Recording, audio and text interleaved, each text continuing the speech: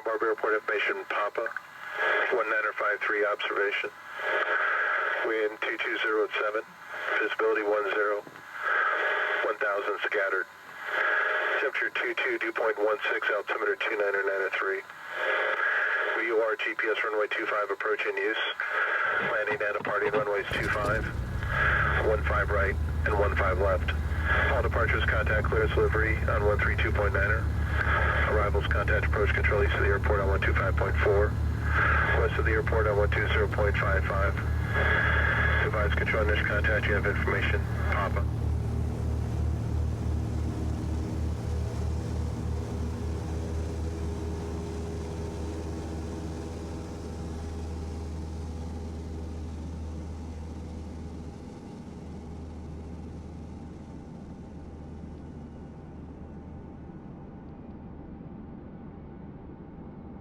There's a view from the cockpit as you're cruising along across the country, and you see the curvature a bit. You see way out, and you just have a different view on the world. All those families and people down below, and problems or happiness, it's very minor. Then when you kind of come up in a way, it's kind of like taking a big deep sigh. You're like, oh, okay, just these problems just don't matter. And there's a peacefulness that I get flying. I can't wait to go flying because I know that as soon as I get in the airplane, nothing else exists.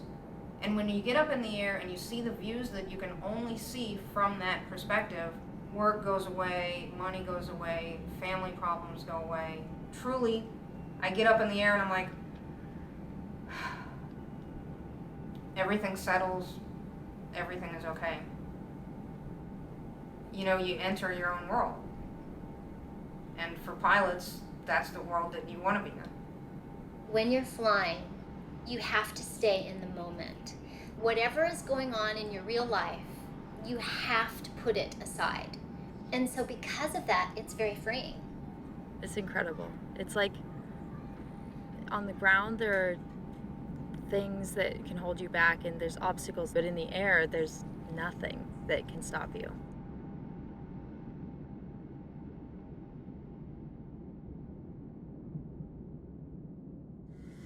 So when we're going to start an airplane, we always open the window and yell in a big strong voice out there, clear prop. Clear prop! Perfect. You give it a shot of throttle and turn the key and it should start up. Just like a car, once it starts, you just release, just keep the throttle back to there now. And just turn the key and when it starts, release the key.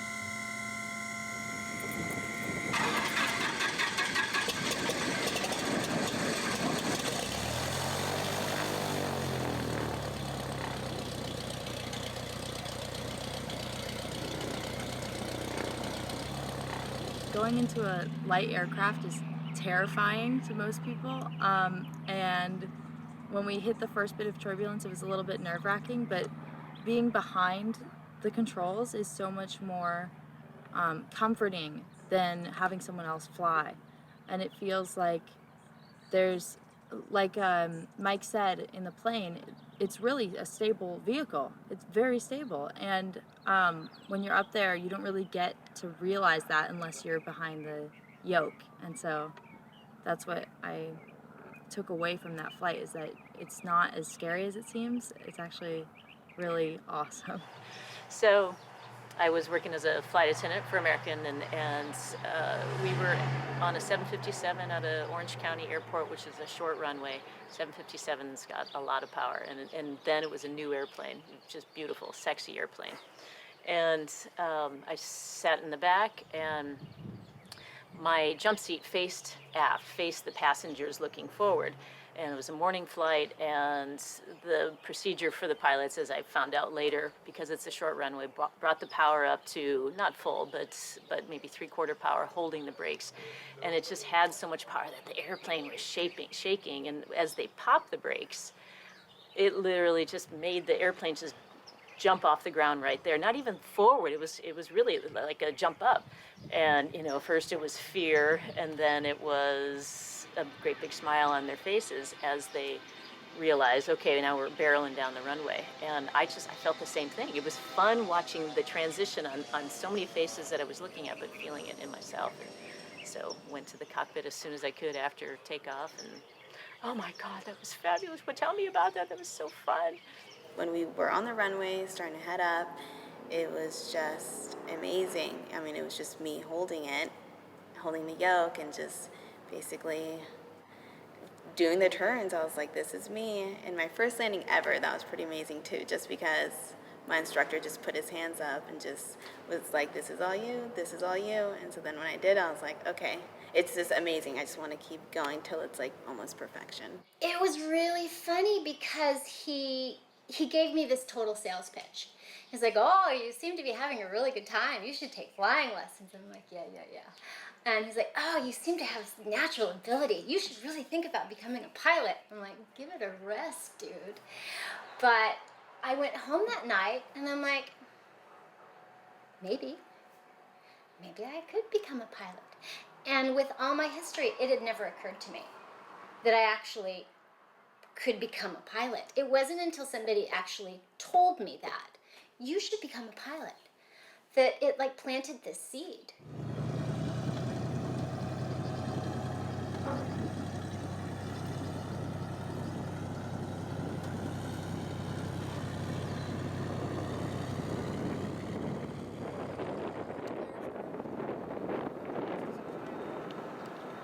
know this is crazy, but every time I come up to it and then every time I leave, I bow to it to show my respect and then I kiss it.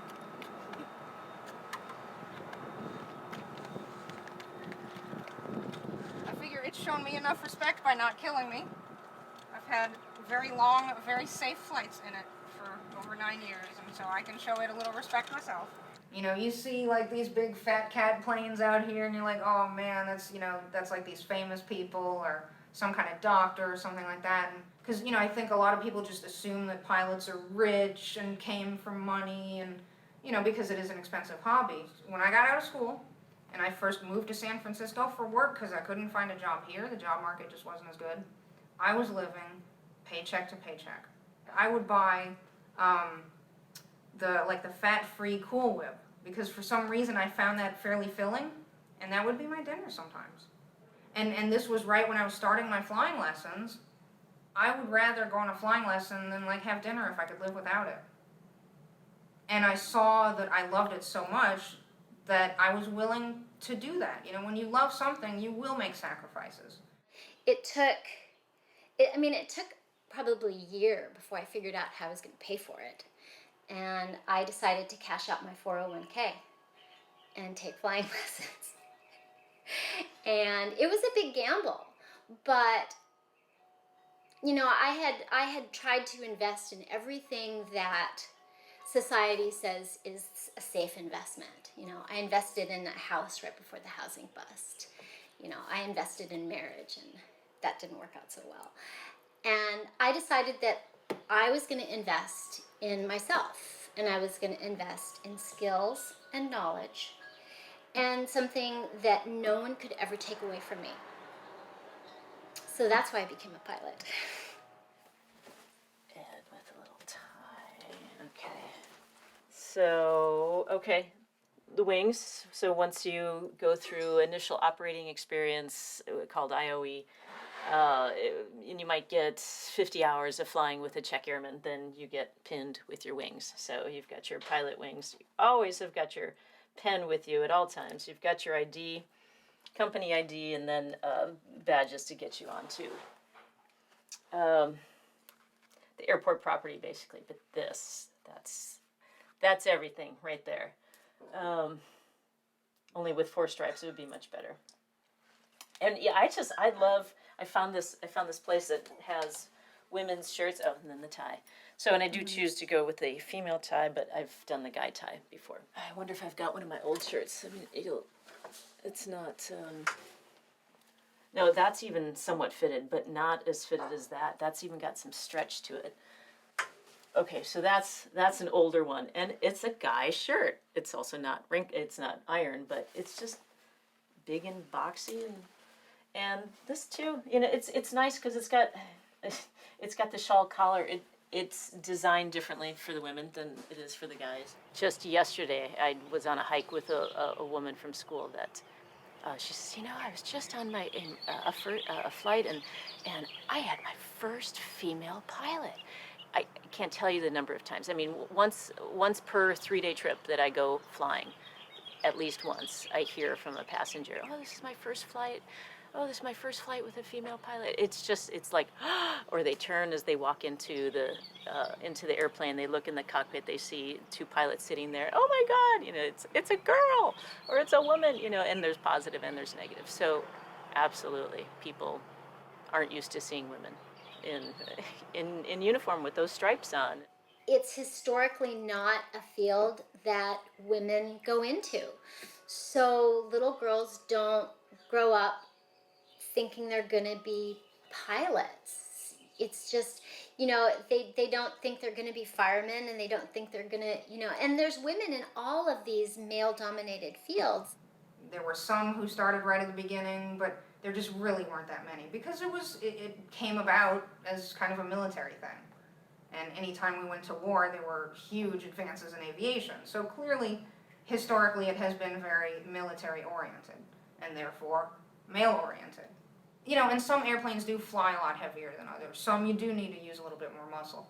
But when I think about that, you think about like the big airplanes, like DC-3 or even like, B-29s and stuff. Back in World War II, the WASP, Women Air Service Pilots, they were flying all of those. Every single plane that was in service in World War II was flown by WASP. So if they could fly it, and they were truly your normal average housewife. They didn't have jobs, and yet they flew them.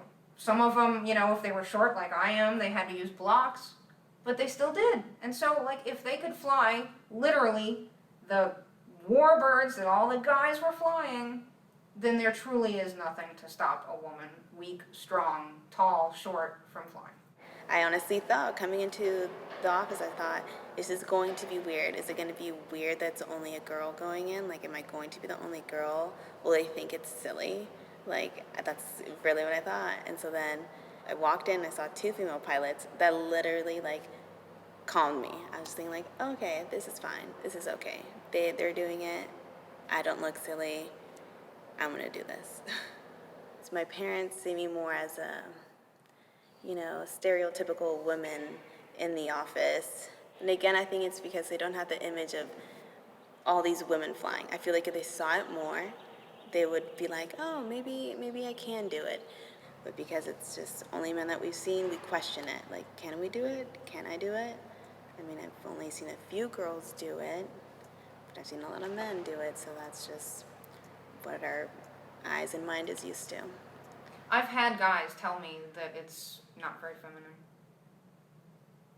And, I guess, I don't know, you're out there, you get, like, oil on you, you get fuel on you. If that's unwomanly, then what is womanly? Being perfectly clean all the time and smelling like a daisy? I think men grow up as little boys thinking that they're going to have a career and they're going to have a family. And I think that women kind of, to some extent, have to choose between one or the other. It's just, you can't be really successful at both. I don't know any female pilot that was building time and had young children. Just as a mom, those are absolutely years that you don't want to be away. I mean, you can have your career set and have your child and go back to work, but there's a lot of energy that goes into those early years of building time, and you do have to kind of come up with a plan. Okay, if I'm going to do this, I need to jam and do it now, and then carry on with family life later. I think that society is challenging us, and I think it's changing, but it's changing really slowly, and I don't think that there's enough good women role models for people to really think that they can do those things as little girls. It's difficult handling both, but it also keeps me going. It gives me energy to keep going, because when I go away on a trip, I'm so focused on my job. We might be flying 5 to 8 hours in a day, and that's just within the airplane closed up and flying. Then there's all the duty time between flights and whatever, so it might be a 10 to 14 hour day. And then you get to the hotel room and you're exhausted. So I'm not as in touch with what's going on at home. I miss things that are happening at school or helping with homework assignments, and I don't like feeling out of touch like that. Then when I come home, it's just the complete opposite, where forget completely about work, and then it does take me, half a day to a full day to kind of transition and get back up to speed and what's happening here. And a lot of it has to do with kids in school. I think that's what moms may experience, and you have to be okay with that. In the airlines, you're just a number, and it doesn't matter who you are, what you do, and you're just a number, and I think that is very equal. I think in corporate aviation, it's still kind of an old boys club, good old boys club. I once went to a job interview, and the guy who was interviewing me, his nickname was Bullet Bob. And one of the interview questions was, so, what do you think of women's lib? I'm like,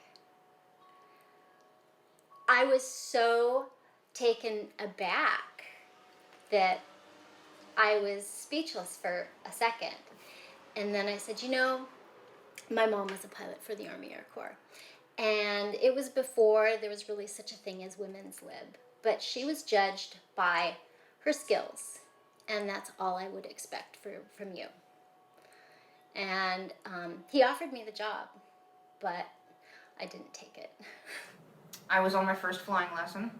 The instructor had been recommended to me, professional airline pilot. He had like 16,000 hours, so very, very experienced and a very, very good pilot. And I remember exactly where we were when this happened. I mean, I can picture that moment as if it happened today. When you're in San Francisco airspace, you have San Francisco, Oakland, San Jose, so there are a lot of airlines coming in from all directions and from all over the world. So there was a United Airlines plane coming in, and it was one of the bigger planes, because at the end of their radio transmission, their call number is whatever their airline is, and then their flight number, and then heavy for the really, really big planes. So clearly this was a pilot who had been in the industry for a long time and had experience. And it was a woman pilot who was on the radio. And my instructor, when she finished her transmission to San Francisco approach, he said, well, there goes another empty kitchen. And I thought about it for a second before I said anything. I'm like, what does that mean? So I'm like, is that like an airline thing? I don't get it. What does that mean?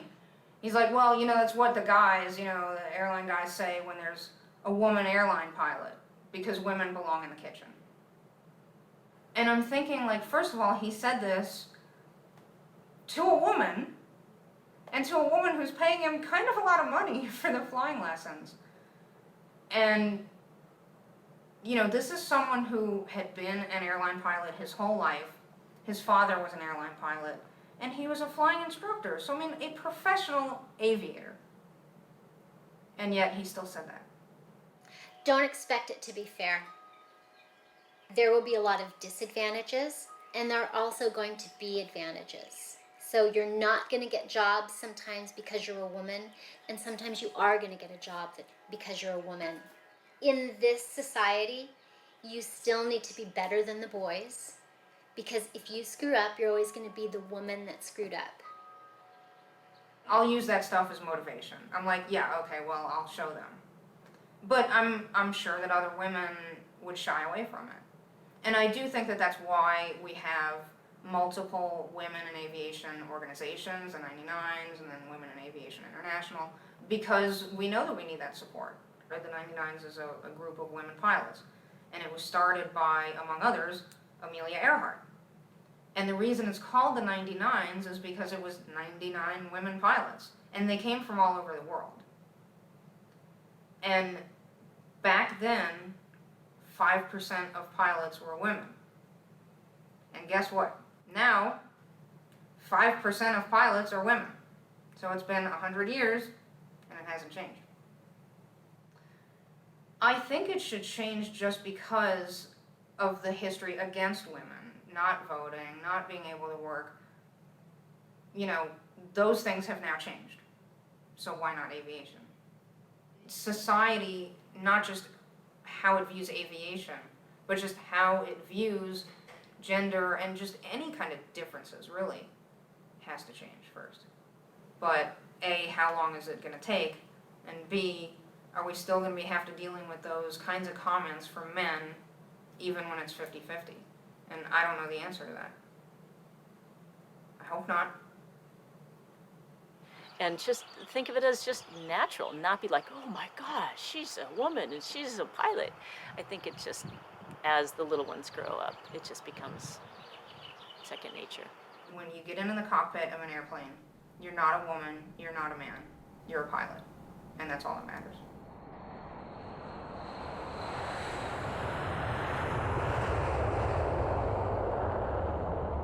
Just need to get our pictures out there. I don't know. So myself and I'll give you one of my shirts and the epaulets. We'll just walk around town advertising. Or carry poster boards. Need female pilots. Anyway, I know it's ridiculous, but it's that's all it really is. It's just being visual.